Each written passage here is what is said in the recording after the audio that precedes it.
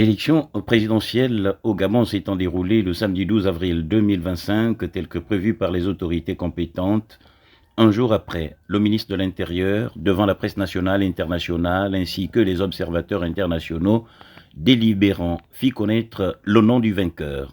Est élu à la majorité absolue des suffrages exprimés avec 575 222 voix, soit 90,35%, M. Brice Clotaire Oligui.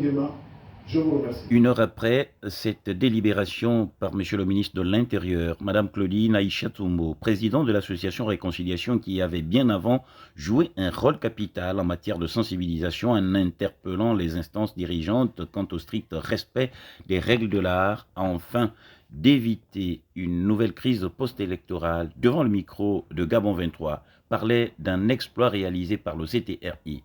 Nous sommes très heureux de savoir que cette campagne que nous avons menée n'est pas allée dans les oreilles des sourds, mais elle a plutôt apporté ses fruits. Une satisfaction totale pour l'infirmière du QG de Jamping.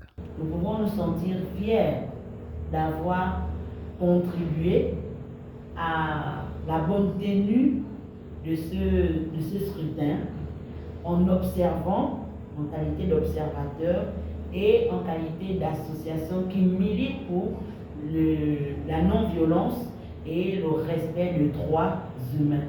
Poursuivant son propos, Mme Claudine Aïcha-Toumbo, félicitant le nouvel homme fort, l'invitait à tenir compte des promesses faites aux victimes de la crise post-électorale de 2016 en établissant la vérité sur ces nombreux massacres, bien que M. Jamping Okoka n'en a plus jamais parlé. Monsieur le Président, l'association Réconciliation, par ma voix, vous présente des félicitations et vous souhaite de passer un très bon mandat, mais tout en sachant que nous, les victimes de la crise post-électorale, nous sommes là. Et nous avons souhaité que vous gagnez ces élections afin que vous veniez répondre et honorer à votre promesse que vous nous avez faite. Le déroulement de cette élection présidentielle au Gabon, devenu une référence en Afrique, retiendra non seulement la présence du colonel Oura, juste parfait, du BRC de passage ce 12 avril 2025 à l'école publique du PK8 2 en vue d'accomplir son devoir de citoyen, mais aussi